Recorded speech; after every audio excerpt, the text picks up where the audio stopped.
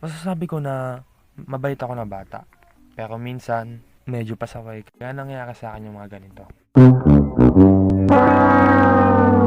Malapit kasi kami sa sapa. At yung sapa na yun ay malumot at madumi. Oo, madumi. Lalo na kapag umuulan ng malakas. Kulay black yung tubig niya tapos ang laki pa ng alon. Kaya matatangay ka talaga. Run.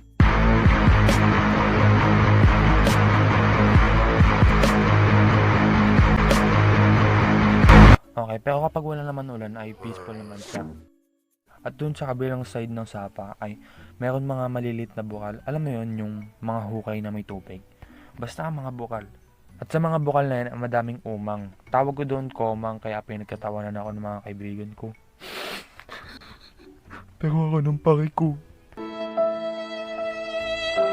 At tumatawid kami doon. Dahil malapit lang yung kabilang side, kaya tinatalon na lang namin. Okay, sige. Lang ako sa gilid. Nanonood lang ako sa kanila habang tumatawid dahil takot ako. At sabi ko nga, mabait ako na bata.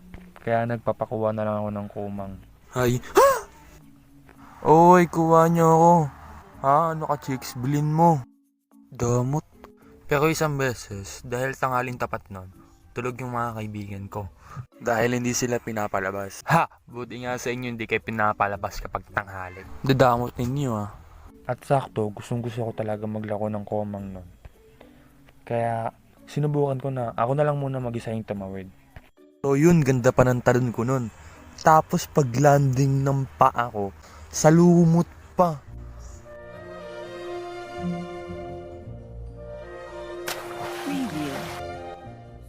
Tapos napansin ko, dumudugo na pala yung ulo ko. De, joke lang, ang baho ko lang. Basang-basa lang ako at ang baho ko sobra amoy kanal.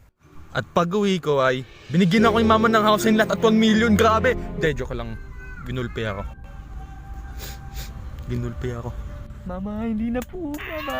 Mama, hindi na po mama! Kaya hindi na ako dun bumaba kahit kailan pa.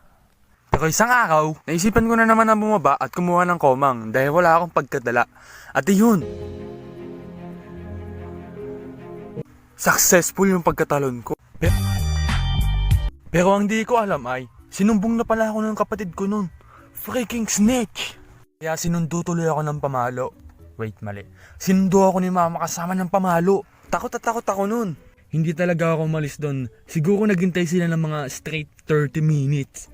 At umiyak ako nun, pero hindi naman mahalaga sa kwento yun. So, at nung binilangan na ako ni mama, ay lalo akong natakot. Kasi alam mo naman kapag nagbilang na yung magulang mo, hindi na siya naglalaro. Kaya yun, babalik na sana ako. Pero, nadulas na naman ako sa sapa. At hindi lang ako nalaglag sa sapa dahil nagulpi pa ako. NANI?! Omae wa mou shindeiru. Oh yeah! Kaya moral of the story ay... Traitor yung mga kapatid.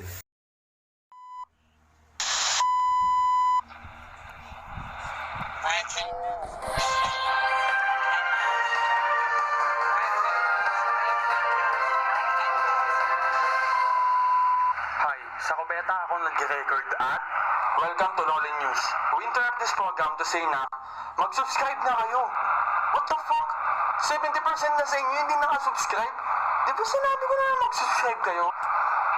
At dahil mostly sa inyo ay 18 plus na lalaki ay pwede ako magmukha kaya puta mag-subscribe na!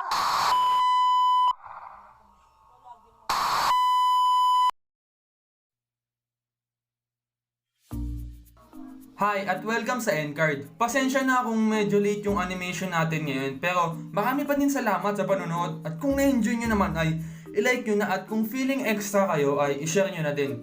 At maraming salamat sa 69 subscriber! Nice! At meron na naman tayong video na nakahit ng 69. Nice! At it's shoutout time! Shoutout kay Ken Anim Ate. Ang dami mong ate ah. Salamat. At shoutout kay Animator PH. At maraming salamat din sa notification squad natin dito. Panoorin nyo muna yung mga previous animation natin habang gumagawa pa ako ng bagong animation. Stay at home at lumayo kayo sa sapa.